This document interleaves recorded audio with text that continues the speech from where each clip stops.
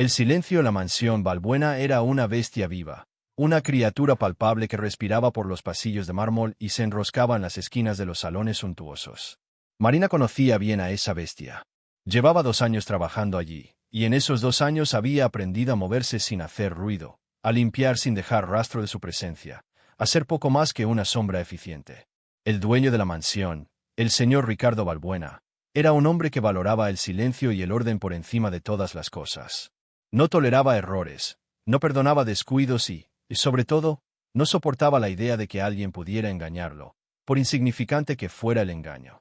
Cada día, para Marina, era una prueba de equilibrio sobre una cuerda floja. Su trabajo era su única fuente de sustento, el ancla que le permitía mantenerse a flote en una vida llena de dificultades. Perderlo no era una opción. Sin embargo, cada tarde, justo antes de que su turno terminara, Marina rompía las reglas. Lo hacía con el corazón en un puño y el sudor frío recorriéndole la espalda, pero lo hacía. Su traición se gestaba en la cocina, un santuario de acero inoxidable y aromas exquisitos donde el chef, un hombre tan estricto como su jefe, preparaba banquetes para una sola persona. Mientras recogía los restos de la comida del mediodía, destinada a la basura a pesar de estar casi intacta, Marina realizaba su pequeño ritual de desobediencia. Con movimientos rápidos y precisos, que había ensayado hasta la perfección, envolvía en una servilleta de papel un trozo de pan, un poco de la carne que el señor Balbuena había despreciado, si tenía suerte, una pieza de fruta. El paquete era pequeño, discreto, y cabía perfectamente en el bolsillo interior de su bolso viejo y desgastado. El miedo que sentía en esos momentos era casi paralizante. Sabía que la mansión estaba plagada de cámaras de seguridad. Sabía que el chef la vigilaba con ojos de halcón. Y sabía que el señor Balbuena, con su mirada gélida y su mente calculadora, era capaz de detectar la más mínima irregularidad. Pero entonces pensaba en los ojos de Samuel, y el miedo se transformaba en una determinación inquebrantable. Samuel era un anciano que vivía en la calle, a varias paradas de autobús de la opulenta urbanización donde se erigía la mansión. Lo había encontrado una tarde de invierno, temblando de frío y de hambre en un callejón. Su fragilidad y su mirada perdida le habían recordado a su propio abuelo, a quien había perdido años atrás. Desde ese día, no pudo evitarlo. Se convirtió en su misión personal asegurarse de que Samuel tuviera al menos una comida decente al día. Aquel martes, la tensión era mayor de lo habitual. El señor Balbuena había estado de un humor particularmente agrio, despidiendo a un jardinero por una rosa mal podada. El ambiente en la casa era denso, cargado de una electricidad temerosa. Marina sintió todas las miradas sobre ella mientras realizaba sus tareas. Al llegar a la cocina, sus manos temblaban ligeramente. El chef estaba de espaldas, discutiendo por teléfono sobre un pedido de pescado exótico. Era su oportunidad. Cogió un panecillo recién horneado, un filete de pollo que apenas había sido tocado y una manzana roja y brillante. El corazón le latía con tanta fuerza que temía que el chef pudiera oírlo. Envolvió la comida, la deslizó en su bolso y cerró la cremallera con un gesto que intentaba parecer casual. Se dirigió hacia la puerta de servicio, con la cabeza gacha, rezando para no cruzarse con nadie, especialmente con él. Pero al pasar por el gran vestíbulo, vio su silueta recortada contra la luz de un ventanal. El señor Balbuena la observaba desde la distancia, con una expresión indescifrable. Marina sintió que el aire se le escapaba de los pulmones. ¿La habría visto? ¿Sospecharía algo?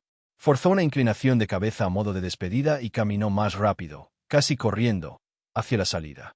Una vez fuera, el aire fresco de la tarde no fue suficiente para calmar el pánico que se había instalado en su pecho. Mientras se alejaba por la larga avenida arbolada, no pudo evitar mirar hacia atrás. La imponente figura del señor Balbuena seguía allí, en la ventana, una estatua de poder y desconfianza que parecía seguirla con la mirada. Ricardo Balbuena no había construido su imperio a base de confianza y buena fe. Lo había levantado sobre los cimientos de la desconfianza, el control absoluto y una capacidad casi sobrehumana para detectar la debilidad y la deslealtad en los demás. Para él, el mundo era un tablero de ajedrez gigante, y las personas, simples peones que movía a su antojo para alcanzar sus objetivos. No tenía amigos, solo socios comerciales. No tenía confidentes, solo empleados. Su mansión no era un hogar, sino una fortaleza, un reflejo de su alma, grande, fría y vacía.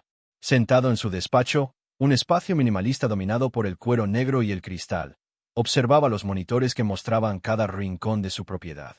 Era su ritual nocturno. Repasaba las grabaciones del día, no por seguridad, sino por una necesidad obsesiva de control. Sus ojos, acostumbrados a analizar balances y contratos millonarios, buscaban anomalías, gestos fuera de lugar, cualquier cosa que perturbara el orden perfecto que él había impuesto. Últimamente, su atención se había centrado en la cocina. Los informes de gastos mostraban un levísimo, casi imperceptible, aumento en el desperdicio de ciertos alimentos. Era una cantidad ridícula, insignificante para su fortuna, pero para Ricardo no se trataba del dinero. Se trataba del principio. Alguien estaba rompiendo sus reglas. Alguien se estaba llevando algo que era suyo. Su primer sospechoso fue el chef, pero lo descartó rápidamente. El hombre era demasiado orgulloso de su arte como para rebajarse a robar sobras. Luego repasó al resto del personal de servicio, y sus ojos se detuvieron en Marina. La empleada silenciosa, la que nunca levantaba la voz, la que parecía casi invisible. En el mundo de Ricardo, los silenciosos eran los más peligrosos. Eran los que ocultaban secretos. Aquella tarde, su intuición le había gritado que la observara. La vio entrar en la cocina, vio sus movimientos furtivos, el bulto que apareció de repente en su viejo bolso. No vio exactamente qué cogía, la cámara no tenía el ángulo perfecto, pero vio la culpa en su postura, la prisa en sus pasos al salir. La rabia comenzó a hervir lentamente en su interior. No era una rabia caliente y explosiva, sino fría y metódica, como el hielo. La insignificancia del robo lo hacía aún más insultante. ¿Robarle a él, a Ricardo Balbuena? ¿Por unas migajas? Era una falta de respeto intolerable, una afrenta a su autoridad. Era un gusano royendo la madera de su trono. Decidió que no la confrontaría de inmediato. Eso sería demasiado simple.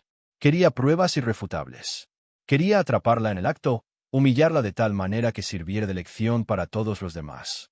La idea de la humillación pública le produjo un escalofrío de satisfacción. Era su método preferido para reafirmar su poder. Al día siguiente, dio instrucciones precisas al chef. Le pidió que preparara un almuerzo especialmente abundante y que dejara las sobras a la vista, en un lugar estratégico. Luego, se aseguró de que varias personas del personal estuvieran presentes en el vestíbulo a la hora de la salida de Marina, con la excusa de una reunión improvisada. Él mismo esperaría, oculto a medias en su despacho, con la puerta entreabierta, listo para dar el golpe de gracia. Mientras esperaba, un pensamiento fugaz cruzó su mente. ¿Por qué una mujer como ella, que ganaba un sueldo decente, se arriesgaría por un poco de comida? ¿Tenía una familia numerosa que alimentar? ¿Deudas de juego? Desechó la idea al instante. Las motivaciones de los peones no le interesaban. Solo le interesaba el juego, y en su juego, la traición se pagaba con la aniquilación. La vio en el monitor, repitiendo el mismo ritual del día anterior, pero esta vez, el paquete parecía un poco más grande. La trampa había funcionado. Sintió cómo se tensaba su mandíbula, preparándose para la escena que estaba a punto de dirigir. El peón estaba a punto de caer en su casilla, y el rey estaba listo para ejecutarlo. El trayecto en autobús era como viajar entre dos mundos. Marina dejaba atrás las calles impecables, los jardines perfectamente cuidados y las fachadas imponentes de la urbanización de los ricos, y se adentraba en el corazón bullicioso y a menudo herido de la ciudad. El aire cambiaba, los olores eran distintos, los rostros de la gente contaban historias de lucha y supervivencia. Para Marina, este viaje diario era una descompresión, un recordatorio de la realidad que vivía más allá de los muros de mármol de la mansión. Se bajó en su parada habitual y caminó varias calles, con el bolso apretado contra su pecho como si llevara un tesoro. El callejón donde solía encontrar a Samuel era un lugar olvidado por la ciudad, un rincón sombrío decorado con grafitis y basura. Pero para Marina, se había convertido en un santuario. Y allí estaba él, acurrucado en una esquina sobre unos cartones, más delgado y frágil que el día anterior. Una tos seca y profunda sacudía su cuerpo menudo. Al verla, sus ojos, aunque nublados por la edad y la enfermedad, se iluminaron con un destello de genuina alegría. Samuel dijo con una voz ronca que era casi un susurro: «Mi niña, has venido». Marina se arrodilló a su lado, ignorando la suciedad del suelo, y le tocó la frente con suavidad. Su piel estaba fría y húmeda. Marina preguntó con preocupación: «¿Cómo se siente hoy, Samuel? ¿Ha tenido fiebre?» Él negó con la cabeza, aunque era evidente que no estaba bien. Samuel respondió: «Solo un poco de cansancio, como siempre. Pero verte me da fuerzas». La sonrisa que le dedicó era desdentada pero sincera, y a Marina se le encogió el corazón. Abrió su bolso y sacó con cuidado el paquete envuelto en la servilleta. Hoy le he traído pollo, del bueno, y un panecillo que todavía está tierno. Y una manzana, para que tenga vitaminas. Con una paciencia infinita, desmenuzó el pollo en trozos pequeños y le acercó el pan a la boca. Samuel comía despacio, con dificultad, pero con un apetito que la tranquilizaba. Mientras él comía, Marina le hablaba en voz baja, contándole cosas triviales de su día, omitiendo, por supuesto, el miedo y la tensión de su pequeño robo. Le hablaba del jardín, de las flores que habían florecido, de un pájaro que había hecho un nido en un árbol cerca de la cocina. Creaba para él un mundo de belleza y normalidad, un bálsamo para su dura existencia. Samuel la escuchaba con atención, asintiendo de vez en cuando. Para él, la comida era un regalo, pero la compañía de Marina era un milagro. Era la única persona en el mundo que lo miraba a los ojos, que lo trataba como a un ser humano, que se preocupaba por si tenía frío o si le dolía algo. Él no sabía su nombre completo, ni dónde trabajaba. Solo sabía que era su ángel, la que aparecía cada tarde para recordarle que aún existía. Cuando terminó de comer, Samuel la miró con una seriedad que rara vez mostraba. Samuel dijo: «Te arriesgas mucho por mí, niña. No quiero que tengas problemas por mi culpa». Marina le apretó la mano con cariño. «No se preocupe por eso, Samuel. Cuidar de usted no es un problema, es lo correcto. Además, me recuerda a mi abuelo.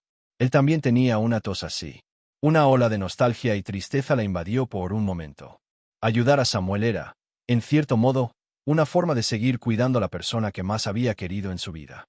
Se quedó con él un rato más, hasta que el sol comenzó a esconderse detrás de los edificios. Le acomodó los cartones, le dejó una pequeña botella de agua que había comprado y le prometió volver al día siguiente. «No faltaré, se lo prometo». Al despedirse, Samuel le cogió la mano y se la llevó a los labios en un gesto de gratitud arcaico y conmovedor. «Que Dios te bendiga, mi niña. Que siempre te proteja». Marina se alejó con el corazón dividido. Por un lado, sentía la paz y el propósito que le daba ayudar a Samuel. Por otro, la bendición del anciano resonaba en su cabeza como una premonición. La protección era, precisamente, lo que más necesitaba en ese momento, porque sentía que la cuerda floja sobre la que caminaba cada día estaba a punto de romperse. El día de la trampa amaneció gris y plomizo, un reflejo perfecto del estado de ánimo de Marina. Había dormido mal, asaltada por pesadillas en las que el señor Valbuena la descubría y la arrastraba fuera de la mansión. Se levantó con una sensación de presagio, un nudo de angustia instalado en la boca del estómago. Intentó convencerse de que solo eran nervios, pero la sensación no la abandonó en toda la mañana. En el trabajo, el ambiente era aún más extraño de lo habitual. El señor Valbuena no apareció, pero su presencia se sentía en cada orden, en cada mirada tensa del resto del personal. El chef, siguiendo las instrucciones de su jefe, había preparado un almuerzo absurdamente opulento. Había un asado de ternera, un salmón al horno con finas hierbas, ensaladas exóticas y una bandeja de postres que parecía sacada de una revista de alta cocina. Casi todo quedó intacto. Cuando llegó la hora de limpiar, Marina vio las bandejas rebosantes de comida deliciosa. El chef, con una voz extrañamente formal, le dijo: «Retira todo esto, Marina. Y asegúrate de que va directamente al contenedor de orgánicos. Nada de esto se puede reutilizar». La orden era clara y directa, casi una advertencia. Marina sintió que la observaban mientras trabajaba. Su corazón empezó a latir con fuerza. Hoy era un mal día para arriesgarse. Debería olvidarlo, solo por hoy. La seguridad de su empleo valía más que un trozo de ternera. Pero entonces, la imagen de Samuel, tosiendo en el callejón frío, se superpuso a la del lujoso asado. Estaba más débil. Necesitaba alimentarse bien, aunque fuera solo por un día. La disyuntiva la torturaba. Su instinto de supervivencia le gritaba que obedeciera, que no cometiera ninguna estupidez. Pero su compasión, su sentido del deber hacia aquel anciano desamparado, era más fuerte. Decidió que sería más cuidadosa que nunca. Esperó a que el chef se distrajera con una llamada. Miró a su alrededor. No había nadie. Con manos temblorosas, cortó una porción generosa de la ternera y la envolvió, junto con un par de patatas asadas, en varias capas de servilletas para contener el jugo. El paquete era más voluminoso de lo normal. Le costó encontrar un hueco en su bolso para esconderlo sin que se notara demasiado. Cada segundo parecía una eternidad. El sonido de sus propios latidos retumbaba en sus oídos. Finalmente, cerró el bolso y salió de la cocina, intentando mantener una expresión neutra. Al llegar al vestíbulo, Se encontró con una escena inesperada. Varios de sus compañeros, la jefa de limpieza y el mayordomo, estaban allí de pie, hablando en voz baja. Parecían estar esperándola. La jefa de limpieza le dijo con una sonrisa forzada: «Marina, el señor Balbuena quiere hablar con todos nosotros un momento». Marina sintió que el suelo se abría bajo sus pies. El nudo en su estómago se apretó hasta convertirse en una bola de hielo. Era una emboscada. Lo sabía. Quiso dar media vuelta, correr, desaparecer, pero sus piernas no respondían. Se quedó paralizada, en el centro de aquel majestuoso vestíbulo, bajo la mirada de todos. Y entonces, lo vio. Ricardo Balbuena apareció desde la penumbra de su despacho, caminando hacia ella con la lentitud deliberada de un depredador que acorrala a su presa. No le quitaba los ojos de encima. Su mirada era fría, afilada, y se clavó directamente en el bolso que Marina aferraba con sus manos sudorosas. El silencio que se hizo en la sala fue absoluto, denso, casi sólido. Marina solo podía oír el zumbido de la sangre en sus oídos. Sabía que su vida, tal y como la conocía, estaba a punto de terminar. Ricardo se detuvo a un par de metros de ella. No necesitaba acercarse más. Su sola presencia era suficiente para llenar el espacio y empequeñecer a todos los que lo rodeaban. Se cruzó de brazos, una postura que Marina había aprendido a temer, y una sonrisa torcida, desprovista de cualquier calidez, se dibujó en sus labios. Recorrió con la mirada a los otros empleados, que permanecían rígidos e incómodos, antes de volver a fijar sus ojos en Marina. Ricardo dijo con una voz suave, casi seductora, que contrastaba terriblemente con la frialdad de su mirada: «Marina, ¿qué bolso tan interesante llevas hoy? Parece un poco lleno, ¿no te parece?» El corazón de Marina dio un vuelco violento. Se le secó la boca. No pudo articular palabra. Solo negó débilmente con la cabeza, aferrándose al bolso como si fuera un salvavidas. La sonrisa de Ricardo se ensanchó. «Oh, no seas tímida. ¿Por qué no nos enseñas lo que llevas dentro? Estoy seguro de que a todos nos encantaría ver qué tesoros guardas ahí». Su tono era burlón, cruel. Estaba disfrutando del espectáculo, de su poder para despojarla de su dignidad delante de sus compañeros. El mayordomo, un hombre mayor que llevaba años sirviendo a la familia Balbuena, dio un paso al frente. El mayordomo dijo con voz temblorosa: «Señor, quizás esto sea un asunto privado». Ricardo lo fulminó con la mirada. «¿Un asunto privado, dice usted, Alberto? El robo en mi casa nunca es un asunto privado. Es una lección. Y todos ustedes van a aprenderla hoy». Se volvió de nuevo hacia Marina. «Vamos, abre el bolso. ¿O prefieres que lo haga yo por ti?» La amenaza era explícita. Las lágrimas empezaron a acumularse en los ojos de Marina, nublándole la vista. Sentía las miradas de sus compañeros clavadas en ella, una mezcla de lástima, miedo y curiosidad morbosa. Se sentía desnuda, expuesta, juzgada. Sabía que no tenía escapatoria. Con manos que no paraban de temblar, abrió la cremallera de su viejo bolso. Ricardo se acercó y, sin pedir permiso, metió la mano y sacó el paquete envuelto en servilletas. Lo sostuvo en alto para que todos lo vieran. «Vaya, vaya, ¿qué tenemos aquí?». Con un gesto teatral, desenvolvió el paquete. La ternera y las patatas quedaron al descubierto. El aroma de la comida llenó el silencio tenso del vestíbulo. Ricardo soltó una carcajada seca y desagradable.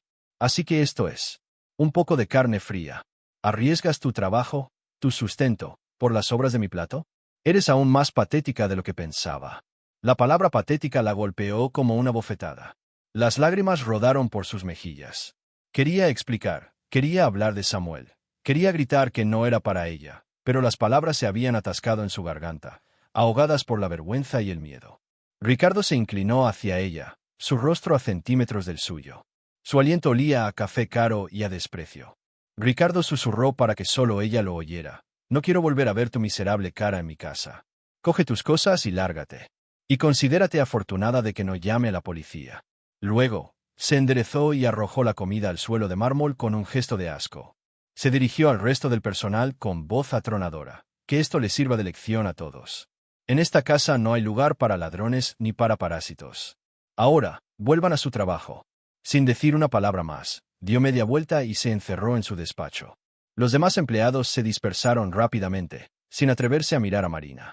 La dejaron sola, en medio del vestíbulo, con la comida esparcida a sus pies y su mundo hecho añicos. Marina se quedó inmóvil durante un tiempo que le pareció eterno, con la mirada fija en los trozos de carne y patatas sobre el impecable mármol blanco. Eran el símbolo de su humillación, la prueba de su fracaso. Cada pieza de comida era un grito silencioso que la acusaba. Finalmente, sus piernas reaccionaron. Se agachó, y con una dignidad que no sabía de dónde sacaba, recogió cada trozo de comida y lo envolvió de nuevo en las servilletas sucias. No podía dejarlo allí. Era la cena de Samuel. Era lo único que importaba en ese momento. Salió de la mansión por la puerta de servicio sin mirar atrás. No fue a su taquilla por sus escasas pertenencias. No se despidió de nadie. Simplemente caminó, con el paso lento y pesado de los derrotados. El aire de la tarde, que antes le había parecido fresco, ahora se sentía gélido, y el cielo gris parecía pesar sobre sus hombros. Una vez fuera de los límites de la propiedad, se sentó en el bordillo de la acera, incapaz de dar un paso más. El shock inicial dio paso a una oleada de desesperación abrumadora. Lo había perdido todo. Su trabajo, su sueldo, el único pilar que sostenía su precaria vida. ¿Qué iba a hacer ahora? ¿Cómo pagaría el alquiler de su pequeño apartamento? ¿Cómo compraría su propia comida? El pánico la atenazaba, dejándola sin aliento. Pero en medio de su propia miseria, un pensamiento más doloroso se abrió paso: Samuel. ¿Qué sería de él? La había estado esperando. Contaba con ella. Y ella le había fallado. La comida que llevaba en el bolso estaba sucia, pisoteada, incomible. Y mañana, no habría más comida. Ni pasado mañana. La idea del anciano solo, hambriento y enfermo, esperando en vano en aquel callejón, le causaba un dolor físico, una punzada en el pecho mucho más aguda que su propia humillación. Las lágrimas volvieron, esta vez silenciosas y amargas. Lloró por su estupidez, por haberse arriesgado. Lloró por la crueldad del señor Balbuena, un hombre tan rico que tiraba a la basura banquetes enteros y, sin embargo, era capaz de destruir la vida de una persona por un trozo de carne. Lloró por la injusticia del mundo, un lugar donde unos pocos lo tenían todo y muchos no tenían nada. Se sentía pequeña, impotente, una hormiga aplastada bajo la bota de un gigante. Se quedó allí sentada, viendo cómo los coches de lujo pasaban a su lado, ajenos a su drama. Nadie la miraba, nadie se detenía. Era invisible, una vez más. Después de un largo rato, cuando ya no le quedaban lágrimas, se levantó. Su cuerpo se sentía pesado, pero su mente había tomado una decisión. No podía irse a casa y hundirse en su propia pena. No todavía. Tenía que ir a ver a Samuel. Tenía que decirle que no podría volver. Tenía que despedirse. Era lo último que podía hacer por él. Comenzó a caminar hacia la parada del autobús, con el paquete de comida inservible todavía en la mano. Cada paso era un esfuerzo. La ciudad a su alrededor parecía un lugar hostil y extraño.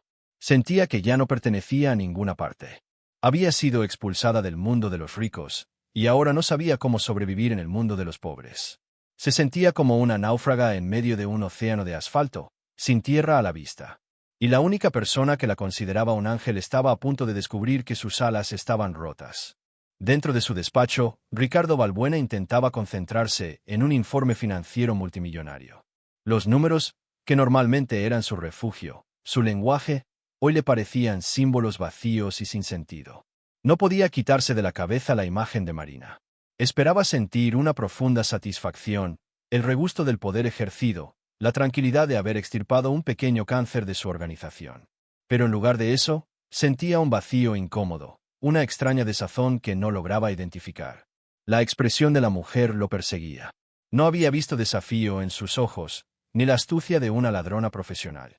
Solo había visto un miedo abrumador y una tristeza tan profunda que parecía no tener fondo.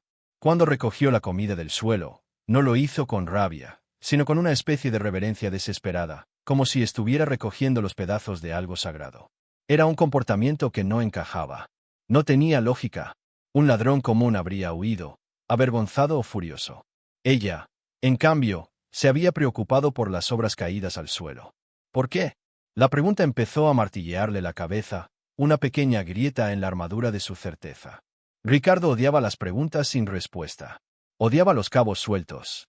Su mundo se basaba en la lógica, en las variables controlables. Y la reacción de Marina era una variable que no podía controlar ni comprender. Se levantó de su silla y se acercó a la ventana, la misma desde la que la había observado el día anterior. La vio a lo lejos, una pequeña figura sentada en el bordillo. Incluso a esa distancia, podía percibir su aura de completa desolación. Y entonces, la vio levantarse y empezar a caminar, no en dirección a la ciudad, donde probablemente estaría su casa, sino en la dirección opuesta, hacia los barrios más humildes. Una curiosidad insana, un impulso que no pudo reprimir, se apoderó de él. Era la misma clase de impulso que lo había llevado a construir su imperio. La necesidad de saber, de entender, de poseer toda la información. Quería saber a dónde iba. Quería saber qué hacía con esa comida que había robado con tanto riesgo. Se dijo a sí mismo que era para confirmar su juicio, para asegurarse de que no se había equivocado al despedirla. Pero en el fondo, sabía que había algo más, una inquietud que rozaba la duda. Sin pensarlo dos veces, cogió las llaves de uno de sus coches menos llamativos, un sedán oscuro y elegante, y salió por el garaje. No le dijo a nadie a dónde iba. Este era un asunto personal. Condujo lentamente por la avenida, manteniendo una distancia prudencial. Vio a Marina esperando en la parada del autobús, con la mirada perdida. La vio subir al vehículo público, perdiéndose entre la multitud anónima. Ricardo la siguió. El viaje lo llevó fuera de su territorio, fuera de su zona de confort. Las calles se estrechaban, los edificios perdían su brillo y la gente en las aceras tenía rostros marcados por el cansancio. Se sentía como un extranjero en su propia ciudad. Nunca se aventuraba por aquellos barrios. No tenía nada que hacer allí. Para él, eran simplemente manchas en un mapa, zonas irrelevantes para sus negocios. El autobús se detuvo y vio a Marina bajar. Ella comenzó a caminar por calles que Ricardo nunca habría pisado, con una determinación que contrastaba con su anterior abatimiento. Él aparcó el coche a una distancia segura y la siguió a pie, sintiéndose extrañamente vulnerable sin la protección de sus muros y sus guardias de seguridad. ¿A dónde demonios iba? ¿A un mercado negro para vender la comida? ¿A reunirse con algún cómplice? Las teorías que se formaban en su cabeza eran cada vez más inverosímiles, pero ninguna parecía encajar con la mujer que había visto llorar en su vestíbulo. La siguió hasta que ella se desvió hacia un callejón oscuro y sucio. Ricardo se detuvo en la esquina, oculto tras un contenedor de basura. Su corazón, por alguna razón que no entendía, latía un poco más rápido. Se asomó con cautela, esperando resolver por fin el irritante misterio de su empleada ladrona. Lo que vio a continuación no resolvería el misterio. Lo haría añicos, y con él, gran parte del mundo que Ricardo creía conocer. Desde su escondite, Ricardo observó la escena que se desarrollaba en el callejón. El lugar era deprimente, olía a humedad y a basura. Y en el rincón más oscuro, sobre un lecho de cartones, yacía la figura de un hombre. Era viejo, increíblemente delgado, y estaba cubierto con harapos que alguna vez fueron ropa. Tosía de una forma seca y dolorosa que resonaba en el silencio del callejón. Ricardo sintió una punzada de repulsión. Era la miseria en su estado más puro, una visión que siempre había evitado, que consideraba un fracaso personal de quienes la padecían. Entonces vio a Marina acercarse al anciano. No con asco ni con lástima distante, sino con una familiaridad y una ternura que lo dejaron sin palabras. Se arrodilló en el suelo sucio, sin importarle manchar su uniforme, y le tocó la frente al hombre, igual que una madre lo haría con su hijo enfermo. Ricardo aguzó el oído, tratando de escuchar su conversación. Las voces le llegaban como susurros apagados. Escuchó a Marina disculparse. Su voz estaba rota. Lo siento, Samuel. Hoy no he podido traerle nada bueno. La comida se me ha caído, se ha ensuciado. No puedo dársela. Vio como el anciano, Samuel, le tomaba la mano y decía algo que no pudo entender, pero su gesto era de consuelo, no de reproche. Estaba consolando a la mujer que había fracasado en traerle comida. La lógica de Ricardo empezó a cortocircuitar. Esto no tenía ningún sentido. Marina abrió el paquete y le mostró la comida pisoteada. Y entonces comenzó a llorar de nuevo, esta vez con un sollozo silencioso y desesperado. Y le dijo la frase que lo cambiaría todo. Marina dijo, y lo peor, Samuel, es que ya no podré volver. Me han despedido. Ya no podré traerle más comida. Lo siento tanto, tanto. El anciano no dijo nada. Simplemente la abrazó con sus brazos huesudos, un abrazo frágil pero lleno de una fuerza que Ricardo no podía comprender. Se quedaron así un momento, la joven empleada despedida y el mendigo enfermo, consolándose mutuamente en medio de la desolación. Ricardo se quedó petrificado, incapaz de moverse, incapaz de respirar. La verdad lo golpeó con la fuerza de un tren de mercancías. La ira, el desprecio, la certeza de tener la razón, todo se desvaneció, reemplazado por una sensación helada y terrible, la vergüenza. Se dio cuenta de la magnitud de su error. No era una ladrona. No era patética. Era una mujer que arriesgaba su única fuente de ingresos, su propia seguridad, cada día, no para sí misma, sino para alimentar a un extraño desamparado. Estaba robando sobras que él iba a tirar a la basura para dárselas a un hombre que se moría de hambre. La escena que presenciaba era de una generosidad tan pura, de una compasión tan inmensa, que empequeñecía todo lo que él había conseguido en su vida. Sus millones, sus empresas, su poder, todo parecía sucio y vacío en comparación con el gesto de aquella mujer arrodillada en el suelo.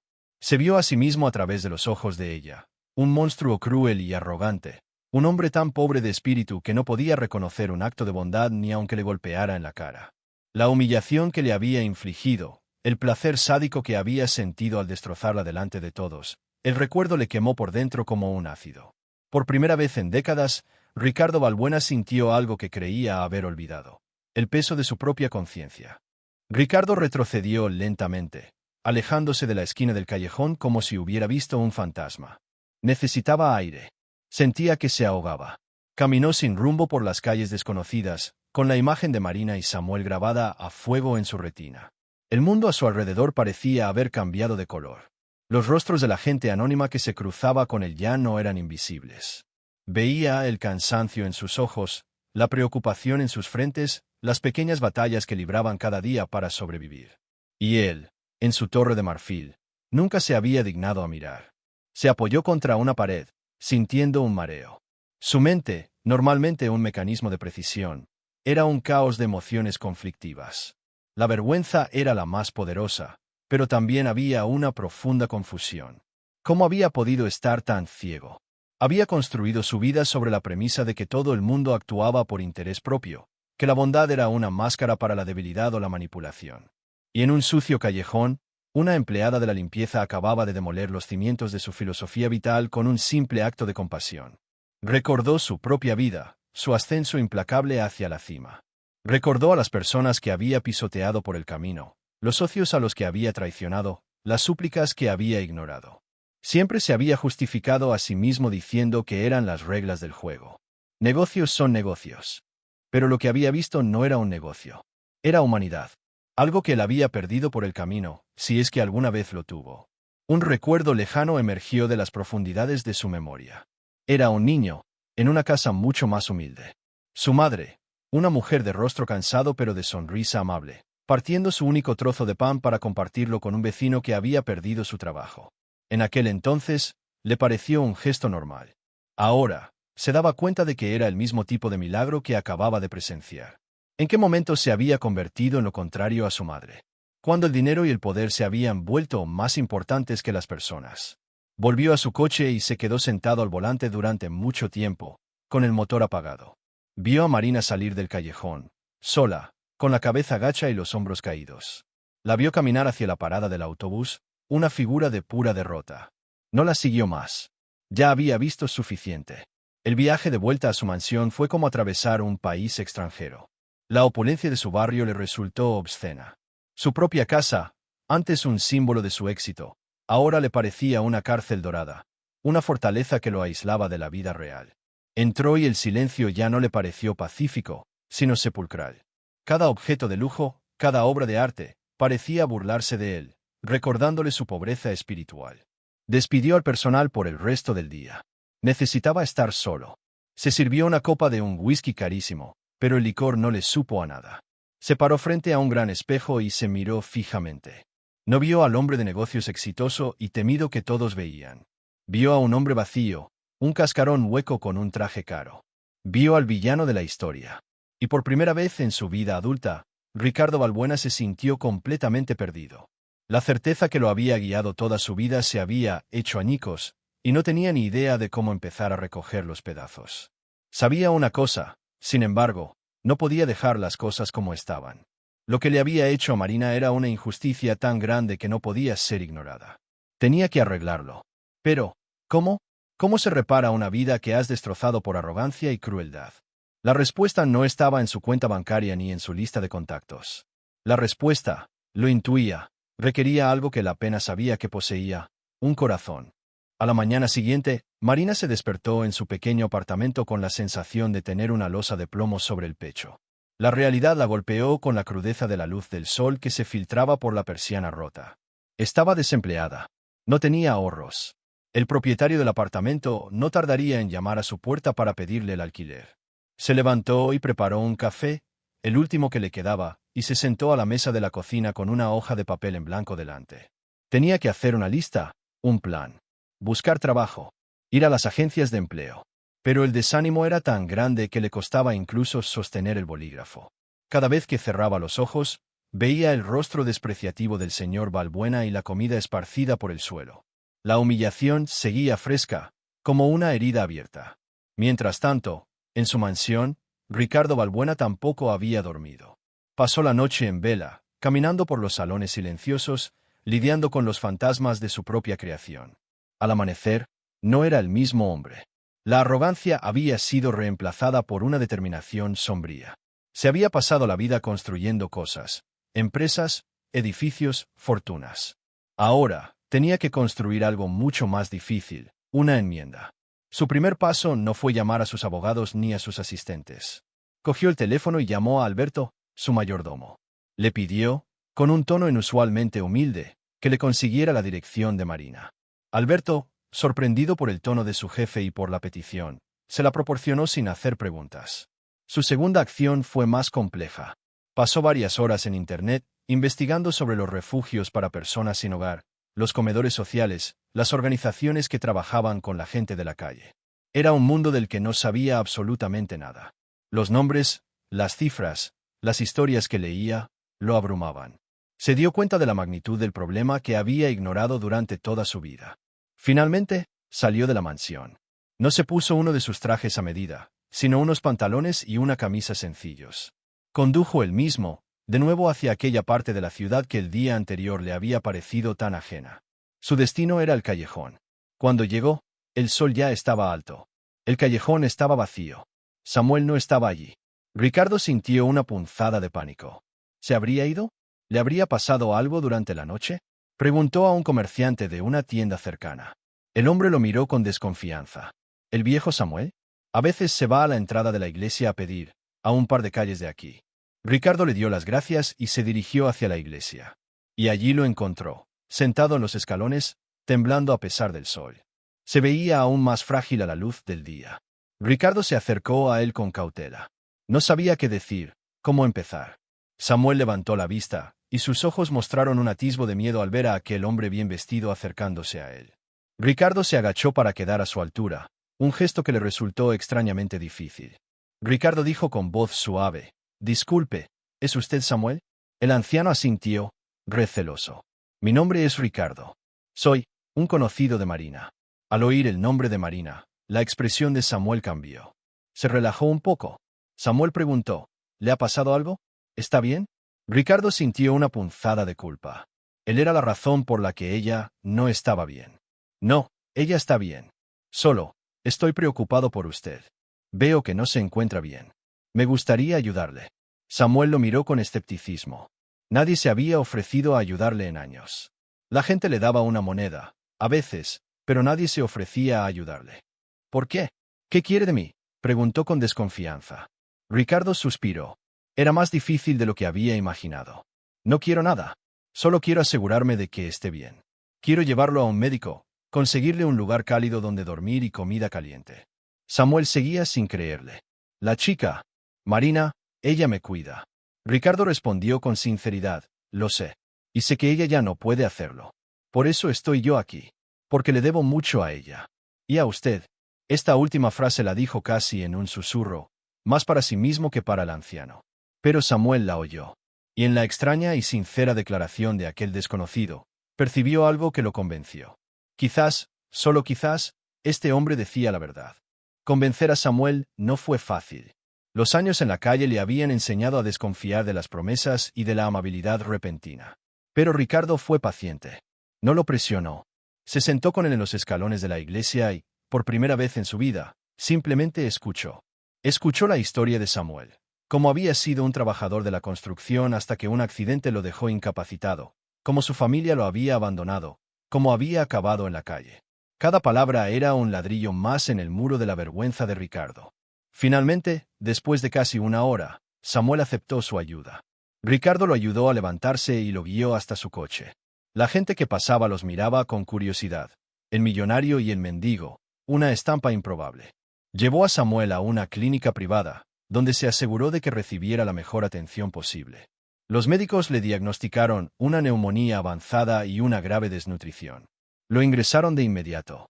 Ricardo se quedó en el hospital hasta que Samuel estuvo instalado en una habitación limpia y cálida, durmiendo por primera vez en años en una cama de verdad. Mientras observaba al anciano dormir, Ricardo tomó una decisión. Ayudar a Samuel era solo el primer paso. La verdadera deuda la tenía con Marina. Tenía que encontrarla. Tenía que disculparse. Y sabía que una simple disculpa no sería suficiente. Tenía que demostrarle con hechos que había cambiado, que había entendido la lección. Con la dirección que le había dado Alberto en el bolsillo, se dirigió al barrio de Marina. El edificio era modesto, viejo, pero limpio. Subió las escaleras hasta el tercer piso y se detuvo frente a su puerta. Dudó por un momento. ¿Qué le diría? ¿Cómo podría mirarla a los ojos después de lo que había hecho? Respiró hondo y llamó. Marina abrió la puerta. Al ver a Ricardo Balbuena de pie en su rellano, su rostro se transformó. Primero, la incredulidad. Luego, un miedo profundo. Retrocedió instintivamente, como si esperara otro ataque verbal, otra humillación. Marina preguntó con un hilo de voz. ¿Qué hace usted aquí?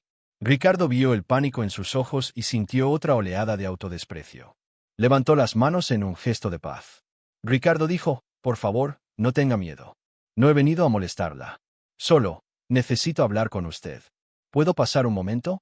Ella vaciló, pero finalmente se hizo a un lado y lo dejó entrar. El apartamento era pequeño, humilde, pero estaba impecablemente ordenado. No había lujos, solo lo esencial. Ricardo se sintió como un elefante en una cacharrería, su presencia demasiado grande y ostentosa para aquel espacio sencillo. Se quedaron en silencio por un momento, la tensión llenando la pequeña sala. Finalmente, Ricardo habló. Su voz era ronca, cargada de una emoción que rara vez permitía salir a la superficie. Marina, he venido a pedirle perdón. Lo que hice ayer fue imperdonable. Fui cruel, injusto y ciego. No hay excusa para mi comportamiento. La humillé y le quité su trabajo por un acto que era de una bondad increíble. Marina lo miraba sin comprender, con los ojos llenos de cautela. ¿De qué está hablando? Ricardo continuó, las palabras saliendo con dificultad. La seguí ayer. La vi en el callejón. La vi con Samuel. Lo vi todo. Y me di cuenta del terrible error que había cometido. Estoy aquí para decirle que lo siento. Lo siento desde el fondo de mi alma. Y para pedirle, si es posible, que me dé la oportunidad de enmendarlo. Las lágrimas asomaron a los ojos de Marina, pero esta vez no eran de miedo ni de humillación. Eran de pura confusión. El señor Balbuena, el hombre de hielo, pidiéndole perdón a ella, parecía un sueño, una alucinación. Marina no sabía qué pensar. La disculpa parecía sincera, pero la desconfianza estaba profundamente arraigada. ¿Era otra trampa? ¿Una especie de juego cruel? Lo miró a los ojos, buscando algún rastro de la burla o el desprecio del día anterior, pero solo encontró una seriedad y un arrepentimiento que parecían genuinos. Marina preguntó con cautela, «¿Samuel? ¿Cómo sabe su nombre? ¿Qué ha hecho con él?» El pánico por la seguridad del anciano era más fuerte que su propia confusión. Ricardo respondió rápidamente para tranquilizarla. «Está bien. Está a salvo. Lo he llevado a un hospital. Tiene neumonía, pero los médicos lo están cuidando. Está en una buena habitación, descansando». La noticia la dejó atónita. ¿Él había hecho eso? ¿El mismo hombre que había tirado la comida de Samuel al suelo? La contradicción era demasiado grande.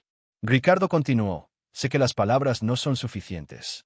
Por eso quiero ofrecerle algo más que una disculpa. Quiero que vuelva a trabajar en la mansión. No, más que eso. Quiero que me ayude. Marina lo interrumpió, negando con la cabeza. No puedo volver, señor Balbuena. Después de lo que pasó. Ricardo la entendió. Por supuesto. Lo entiendo. No tiene por qué volver a ser mi empleada. Le ofreceré una indemnización, la que usted considere justa por el daño que le he causado. Pero la ayuda que le pido es diferente. Ayer, usted me abrió los ojos a una realidad que yo he ignorado toda mi vida. Hay muchos Samuels en esta ciudad. Y yo tengo los recursos para ayudar. Pero no tengo el conocimiento, ni la compasión, ni el corazón para hacerlo bien. Usted sí lo tiene. Hizo una pausa, asegurándose de que ella entendiera la magnitud de lo que estaba proponiendo. Quiero crear una fundación. Una organización dedicada a ayudar a las personas sin hogar. Con mi dinero, pero con su dirección. Quiero que usted la dirija. Que me enseñe a mí y a otros cómo se hacen las cosas. Que convierta su acto de bondad en algo mucho más grande. Marina se quedó sin palabras. La oferta era tan inesperada, tan desproporcionada, que su mente no podía procesarla. Ella, ¿dirigir una fundación? Era absurdo. Soy solo una empleada de la limpieza, señor. No sé nada de dirigir organizaciones. Ricardo sonrió por primera vez, una sonrisa cansada pero genuina. Usted sabe más que todos los ejecutivos que conozco juntos. Usted sabe de humanidad. Eso es lo único que se necesita para empezar. El resto se puede aprender. Le pagaré un sueldo justo, el que usted merezca. Tendrá todos los recursos que necesite. Solo le pido que comparta conmigo un poco de lo que a usted le sobra y a mí me falta, la decencia. La habitación se quedó en silencio. Marina miraba a aquel hombre transformado, un millonario que le estaba pidiendo, en esencia, que le enseñara a ser una buena persona. La oferta era abrumadora, pero en el fondo de su corazón, una pequeña llama de esperanza comenzó a arder. La idea de poder ayudar a Samuel y a muchos otros como él, no con sobras robadas, sino de verdad, con recursos y apoyo, era un sueño que nunca se había atrevido a tener. Todavía no confiaba plenamente en él, pero vio en su propuesta una oportunidad única, no solo para ella, sino para toda la gente a la que podría ayudar. Después de una larga pausa, asintió lentamente. Marina dijo con voz firme, acepto, pero con una condición. Ricardo la miró, expectante. La primera persona a la que ayudaremos, después de Samuel, será a cada uno de los empleados que usted ha despedido injustamente a lo largo de los años. Ricardo no dudó ni un segundo. Asintió. Trato hecho. Será un buen punto de partida. Los meses que siguieron fueron una vorágine de cambios para ambos. Fiel a su palabra, Ricardo creó la Fundación Despertar, dotándola de un presupuesto inicial que dejó sin aliento a sus asesores financieros. Alquiló una oficina modesta en el centro de la ciudad, lejos de los rascacielos de su imperio corporativo, y le dio a Marina carta blanca para empezar a trabajar. Al principio, la dinámica entre ellos era extraña. Marina, acostumbrada a obedecer y a pasar desapercibida, tuvo que aprender a dar órdenes, a tomar decisiones, a hablar con autoridad. Ricardo, acostumbrado a dirigir y controlar cada detalle, tuvo que aprender a dar un paso atrás, a escuchar, a confiar en el juicio de otra persona. Fue un proceso difícil para los dos, lleno de momentos de tensión y de aprendizaje. Marina comenzó por lo que conocía. Con la ayuda de Ricardo, localizaron a varias de las personas que él había despedido por razones triviales. Les ofrecieron disculpas y una generosa compensación económica. Algunos la aceptaron con rencor, otros con lágrimas de gratitud. Para Ricardo, cada uno de esos encuentros era una dolorosa lección de humildad. Mientras tanto, Samuel se recuperaba en el hospital. Marina lo visitaba todos los días. Cuando le dieron el alta, la fundación le consiguió un pequeño apartamento tutelado, donde una enfermera lo visitaba a diario. Por primera vez en muchos años, Samuel tenía un hogar. Su transformación fue asombrosa. Con comida caliente, medicinas y un techo seguro, el anciano frágil y asustado empezó a desaparecer, dando paso a un hombre con una sonrisa fácil y un brillo de picardía en los ojos. Se convirtió en el primer voluntario de la fundación, ayudando a la oficina a doblar folletos y a servir café, orgulloso de poder devolver el favor. La fundación creció rápidamente bajo la dirección de Marina. Empezaron con un programa de reparto de comida, pero no con sobras, sino con menús nutritivos y calientes cocinados en una cocina industrial que Ricardo financió. Luego crearon equipos de calle, formados por trabajadores sociales y médicos, que recorrían la ciudad por la noche para atender a los que dormían a la intemperie. Ricardo se involucró personalmente. Al principio, se sentía incómodo y fuera de lugar. Pero Marina lo animaba, lo guiaba. Lo llevó a los callejones que ella conocía, le presentó a la gente por su nombre, le enseñó a mirar a las personas sin hogar no como un problema, sino como individuos con historias, con sueños rotos, con dignidad. Una noche, mientras repartía mantas en una noche helada, Ricardo se encontró hablando con un joven que había acabado en la calle por una adicción. El joven le contó su historia sin saber quién era. Al final, el joven le dijo, «Gracias, señor. A veces, que alguien te hable como a una persona normal, es más cálido que cualquier manta». Aquellas palabras resonaron en Ricardo. Se dio cuenta de que lo que estaba haciendo no era solo caridad. Estaba reconectando con una parte de sí mismo que había mantenido encerrada durante décadas. Estaba aprendiendo a ser humano de nuevo. La atmósfera en la mansión Balbuena también cambió. Ricardo se volvió más amable con su personal, más justo. Empezó a aprenderse sus nombres, a preguntarles por sus familias. El silencio opresivo fue reemplazado por un ambiente de respeto mutuo. Para el personal, la transformación de su jefe era un milagro inexplicable. Para Ricardo, era simplemente el resultado de la lección más importante de su vida, una lección que le había enseñado la empleada a la que había estado a punto de destruir. Un año después, la Fundación Despertar celebró su primer aniversario. El evento no se celebró en un lujoso salón de baile, sino en el patio de un antiguo almacén que habían rehabilitado para convertirlo en un refugio nocturno, el primero de muchos que planeaban abrir. El lugar estaba lleno de voluntarios, trabajadores, beneficiarios de la fundación y algunos de los antiguos socios de negocios de Ricardo, que habían acudido más por curiosidad que por convicción. Marina, de pie en un pequeño escenario, se dirigió a la multitud. Ya no era la mujer tímida y asustada que escondía comida en su bolso. Hablaba con una confianza y una pasión que contagiaba a todos los presentes. Contó la historia de la fundación, omitiendo los detalles más dolorosos, y habló de los cientos de vidas que habían logrado tocar en solo un año. Cuando terminó, los aplausos fueron atronadores. Ricardo la observaba desde un rincón, con una expresión de orgullo y admiración. Se dio cuenta de que se había enamorado, no de una manera romántica y apasionada, sino de una forma más profunda. Se había enamorado de su fuerza, de su bondad, de su inquebrantable espíritu. Ella era su brújula moral, el faro que lo había guiado fuera de su propia oscuridad. Más tarde, mientras la gente comía y charlaba, Marina se acercó a él. Marina dijo con una sonrisa, «No lo has hecho tan mal para ser un principiante». Ricardo se rió. «Tuve una buena maestra». Se quedaron en silencio por un momento, observando la escena. Vieron a Samuel, ahora con un aspecto saludable y vital, sirviendo sopa y contando chistes a un grupo de personas. Vieron a familias que habían conseguido salir de la calle gracias a los programas de la fundación. Vieron esperanza donde antes solo había desesperación. Ricardo dijo en voz baja, «Gracias, Marina». Ella lo miró, confundida. «¿Gracias por qué?» «Por todo. Por salvarme». Ella frunció el ceño. «Yo no te he salvado, Ricardo. Tú te salvaste a ti mismo. Yo solo te mostré la puerta. Fuiste tú quien decidió cruzarla». Quizás tenía razón, pero Ricardo sabía que sin ella, nunca habría encontrado esa puerta. Ella había sido la chispa que había encendido el fuego. El resto de su vida, se dio cuenta, estaría dedicado a mantener esa llama viva. No sabía qué les depararía el futuro. Su relación era extraña, una mezcla de jefe y empleada, mentor y alumna, dos mundos que habían chocado para crear algo nuevo. Pero por primera vez, no sentía la necesidad de controlarlo todo. Estaba dispuesto a dejar que la vida lo sorprendiera. Miró a Marina, que reía mientras hablaba con Samuel, y sintió una paz que ninguna de sus fortunas le había dado jamás. Había pasado de ser un rey en un castillo vacío a ser un simple hombre en un patio lleno de gente. Y nunca se había sentido tan rico.